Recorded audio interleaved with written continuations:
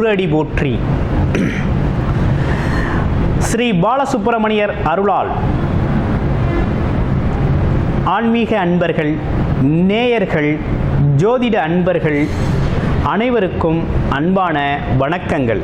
நான் உங்கள் வாழ்க வளமுடன் ஜோதிடர் ஸ்ரீ குரு சுந்தர வடிவேல்.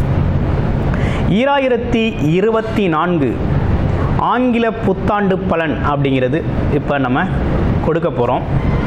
இந்த புத்தாண்டில் 2025 இந்த புத்தாண்டில் 3 விதமான கிரக பெயர்ச்சிகள் நடக்க இருக்குது. ஒன்று சனி பெயர்ச்சி, இரண்டாவது குரு பெயர்ச்சி, மூன்றாவது ராகு கேதுக்களோட பெயர்ச்சி அப்படின்னு தொடர்ச்சியாக நடக்க இருக்குது. ஸோ இப்போ என்னென்னு கேட்டிங்கன்னா, இந்த கிரகங்கள், அதாவது வருடக்கோள்கள் அப்படின்னு சொல்லக்கூடிய இந்த கிரகங்கள் தான் வாழ்க்கையில் மிகப்பெரிய முக்கியமான விஷயங்களை தீர்மானிக்குது. இப்போ குருன்னு எடுத்துக்கிட்டோம்னா மங்கள நிகழ்ச்சிகள், குடும்பத்தின் பொருளாதாரம் இதை தீர்மானிக்கிறார். குழந்தை பாக்கியம், திருமண யோகம், வாழ்க்கையில் கௌரவம், அந்தஸ்து, இப்படிப்பட்ட விஷயங்கள்லாம் அவர் தான் தீர்மானிக்கப்படுறார். குரு பார்த்தால் கோடி நன்மை அப்படிங்கிற ஒரு அமைப்பு இருக்குது. அடுத்து சனி பகவான் என்ன ஜீவனம் பண்ணணும், என்ன தொழில் செய்யணும், எதன் மூலமாக வருமானம் வரணும், அந்த வருமானம் எப்படிப்பட்ட வருமானமாக இருக்கணும் அப்படிங்கிறத தீர்மானிக்கிறாரு. அடுத்து ராகு கேதுக்கள் என்ன விதமான கர்ம பலன்களை இந்த காலகட்டத்தில், இந்த 1 வருட காலங்கள் நீங்கள் அனுபவிக்கணும், இந்த பயிற்சிக்கு பிறகு 1.5 வருட காலங்கள் அனுபவிக்கணும் அப்படிங்கிறத அவங்க தீர்மானிக்கிறாங்க. ஸோ இப்படிப்பட்ட முக்கியமான சில கிரகங்கள் மாற்றம் அப்படிங்கிறது 25 நடக்க இருக்குது. அதற்கான முழு பலனையும் இப்போ நம்ம பார்க்க இருக்கிறோம். உங்களுடைய ராசி அப்படிங்கிறது காலச்சக்கரத்தின் 12வது ராசி மீன ராசி, மோட்ச ராசி. எதுலேயும் மற்றவங்களுக்காக சேவை செய்யக்கூடிய ஒரு ராசி அப்படின்னு சொல்லலாம். பிறர் உயர்வுக்கு தான் உழைப்பவர் அப்படிங்கிறது மாதிரி. ஆமாம், சர்வீஸ் ஓரியன்டாக ஒர்க் பண்ணுறது அப்படிங்கிறது இவங்களுக்கு ரொம்ப பிடிச்ச விஷயமா இருக்குது. ஆமாம், கல்வி, கேள்வி, அறிவு, ஞானம், புத்திசாலித்தனம் அனைத்தும் நிறைந்திருக்குது. ஆமாம், இப்படிப்பட்ட உங்களுக்கு இந்த காலகட்டத்தில் என்னென்ன கிரகங்கள் இருக்குதுன்னா, இந்த சனி பெயர்ச்சியால் இப்போ ராசியிலே வந்து சனி பகவான் அமர்ந்துட்டார். ராசியிலே வந்து சனி பகவான் அமர்ந்தார் அப்படின்னாலே, இப்போ சனி பகவான் ராசியில் வந்து அமர்ந்துட்டார் அப்படின்னா ஜென்மச்சனி. ஜென்மச்சனினா என்ன மாதிரி அமைப்பை கொடுக்குது அப்படின்னா, உடல் ஆரோக்கியத்தில் நீங்கள் கவனமாக இருக்கணும், உழைப்பை தீர்மானிக்கணும், உடல் சார்ந்த உழைப்பை தீர்மானிக்கணும், உழைக்க தயாராக இருக்கணும், உழைப்பை முன்னிறுத்தி போகணும், உண்மையை பேசணும், சொன்ன சொல்படி நடந்துக்கணும் அப்படிங்கிறது மாதிரி எதிர்பார்ப்பு உடையது தான் இந்த சனி. ஆமாம், நீதி, நேர்மை, நியாயம், உண்மை, தர்மம், இப்படிப்பட்ட விஷயங்கள்லாம் கடைபிடிக்கணும். ஆமாம், உடல் உழைப்பை செலுத்தணும். அதே நேரத்தில் முதியவர்கள், வயதானவர்கள், இவங்களுக்கெல்லாம் உங்களால் முடிஞ்ச உதவியை செய்யுங்க. இந்த ஜென்மச்சனி அப்படிங்கிறது உங்களுக்கு மிகப்பெரிய பாதிப்பை கொடுத்துறாரு. அடுத்து பாருங்கள், ராகு கேதுக்களோட பெயர்ச்சி எப்படி இருக்குது. இப்போ ராகு என்ன ஆயிட்டாரு, 12ஆம் இடத்துக்கு ராகு வந்துட்டார், 6ஆம் இடத்துக்கு கேது போயிட்டார். 6-12 ராகு கேதுக்கள் பாம்பு கிரகங்கள் அமர்ந்தால் மிகப்பெரிய யோகம், ஒரு அற்புதமான யோகம். 6ஆம் இடத்துல கேது இருந்தால் எதிரி தொந்தரவு, வம்பு வழக்குகள், வீண் விரயங்கள் வராது. ஆமாம், அது மட்டும் இல்லாமல் கடன் பிரச்சனைகள் தீரும். யாரையும் நம்மளை எதிர்த்து நீனு பேச முடியாது. ஒரு அற்புதமான ஒரு அமைப்பு. 6ல் ஒரு வலுவான கிரகம், அதுவும் பாம்பு கிரகம் இருக்கிறதுனால உங்களுக்கு தைரியம், துணிச்சல், தன்னம்பிக்கையோடு நீங்கள் எந்த இடத்துக்கும் போகலாம், வரலாம். ஆமாம், நல்ல விஷயங்களை செய்யலாம். ஆமாம், அதுலேயும் பார்த்தீங்கன்னா விநாயகர் வழிபாடு அப்படிங்கிறது ரொம்ப முக்கியம். உங்களுக்கு ஏற்கனவே கடன் பிரச்சனைகள் இருந்தால் படிப்படியாக கடனை கட்டிடுவீங்க. நோய் பிரச்சனை இருந்தால் நோய் தீர்றதுக்கான மருத்துவம் கிடைக்கும். அடுத்து வேறு என்ன விஷயங்கள், வேறு எதுவும் அக்கம் பக்கத்தில் இருக்கக்கூடிய அலசல் புலசலான மனஸ்தாபங்கள் சண்டைகள்லாம் தீரும். ஒற்றுமை அதிகரிக்கும். அம்மா வழியில் அப்பா வழியில் இருந்து வந்த சொந்த பந்தங்கள் பிரிந்து கிடந்தால் மறுபடியும் ஒன்று சேர்ந்துருவீங்க.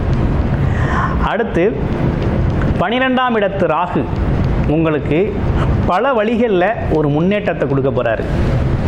எப்படின்னா, வெளிநாடு வெளியூர் சார்ந்த விஷயங்கள், மக்கள் தொடர்பில் இருக்கக்கூடிய பல்வேறு விதமான தொழில்கள், ஏற்றுமதி இறக்குமதி தொழில்களில் இருக்கிறவங்க, மார்க்கெட்டிங்கில் இருக்கிறவங்க, சேல்ஸில் இருக்கிறவங்க, இவங்களுக்கெல்லாம் மிகப்பெரிய முன்னேற்றத்தை கொடுக்க போகிறார் இந்த ராகு.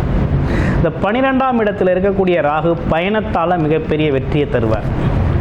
ஆமாம், பயணம் சார்ந்த விஷயங்களில் லாபம் தருவார். இடம் விட்டு இடம் மாறி ஒர்க் பண்ணுறது, வேலை பார்க்குறது, தொழிலுக்காக வேலைக்காக போகிறது, டிரான்ஸ்ஃபரில் போகிறது, இப்படிப்பட்ட விஷயங்கள்லாம் ரொம்ப நல்லாயிருக்கும்.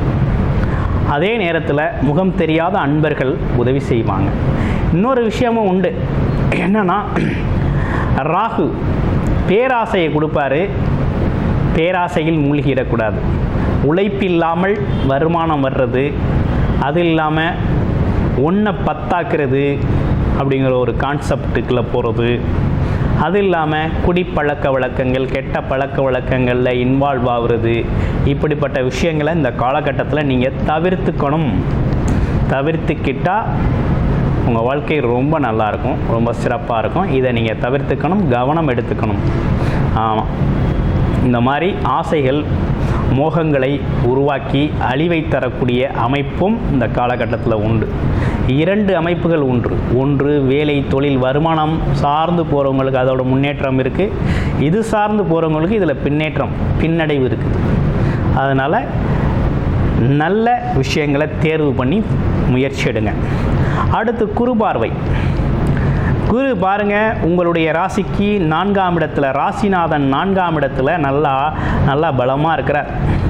அவரோட பார்வை அப்படிங்கிறது எப்படி இருக்குது அப்படின்னு பார்த்தீங்கன்னா, அவரோட பார்வை அப்படிங்கிறது 8, 10, 12ஆம் இடங்களை பார்க்குறார். குரு பார்க்க கோடி நன்மை. 8ஆம் இடத்தை பார்க்குறாரு.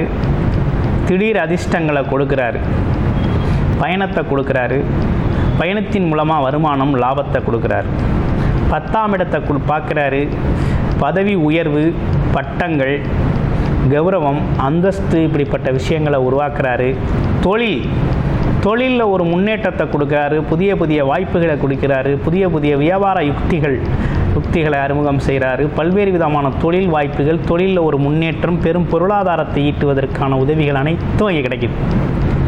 ஆமாம், நல்ல யோகத்தை கொடுக்குறார், தொழில் யோகத்தை கொடுக்குறார். இந்த காலகட்டத்தில் ஒரு புது தொழில் தொடங்கணும், தொழில் மூலமாக ஒரு பெரிய முன்னேற்றம் அடையணும் அப்படின்னா ராசிநாதன் ராசியே பார்க்குறாரு. அப்போ உங்களுக்கு ராசிநாதன் யார்? குரு தான். 10ஆம் அதிபதியும் குரு தான். அப்போ இந்த காலகட்டத்தில் அவரோட இடத்தை பார்க்கறதுனால, அவரோட பார்வைக்கு மிகப்பெரிய சிறப்பு இருக்குது. அப்படிங்கிறதுனால ஒரு புது தொழில் தொடங்கணும், நீண்ட நாளாக ஒரு வேலை தெரியும், தொழிலாக பண்ணணும்னா பண்ணுங்கள். இல்லை ஏற்கனவே தொழில் தொடங்கணும்னு ஆசைப்பட்டுக்கிட்டு இருக்கேன் அப்படின்னா தாராளமாக அந்த தொழிலை தொடங்கி செய்யுங்க. ஆமாம், எந்த தொழிலை செஞ்சாலும் அந்த தொழிலில் ஒரு அறத்தோடு செய்யுங்க. ஆமாம், அந்த தொழிலில் உங்களோட சக்ஸஸ் ஃபார்முலாவோடு ஆரம்பிங்க. தாராளமாக வெற்றி அடையலாம். இது உங்களுக்கான வாய்ப்பு, உங்களுக்கான நேரம். வேலை, தொழில் வியாபாரம் தொடங்குவதற்கான அருமையான ஒரு அமைப்பு அப்படிங்கிறது இந்த வருஷத்தில் உருவாகியிருக்கு. சக்ஸஸ்ஃபுல்லாக முன்னேறலாம். 12ஆம் இடத்தை பார்க்குறாரு. வெளிநாடு வெளியூர் பயணங்கள், ஒப்பந்தங்களாக போகிறது, எக்ஸ்போர்ட் பிஸ்னஸ் பண்ணுறது, அதே போல் பார்த்திங்கன்னா போக்குவரத்து துறையில் ஒர்க் பண்ணுற அனைவருக்குமே மிகப்பெரிய முன்னேற்றத்தை கொடுக்கக்கூடிய காலகட்டமாக இருக்குது. டிரான்ஸ்போர்ட் தொழில்களில் இருக்கிறவங்க, ஆமாம், பயணத் தொழில்கள் அனைத்துமே மிகப்பெரிய முன்னேற்றம் தரக்கூடிய காலகட்டமாகவும் இருக்குது. ஆக மொத்தத்தில் மீனராசி அன்பர்களுக்கு இந்த காலகட்டம் அப்படிங்கிறது மிகப்பெரிய நன்மைகளை தரக்கூடிய பொற்காலமாக அமைஞ்சிருக்கு.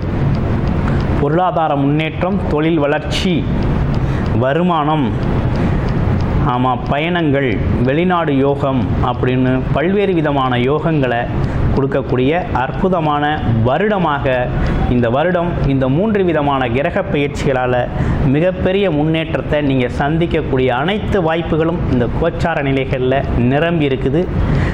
நன்றி, வணக்கம், வாழ்த்துக்கள்.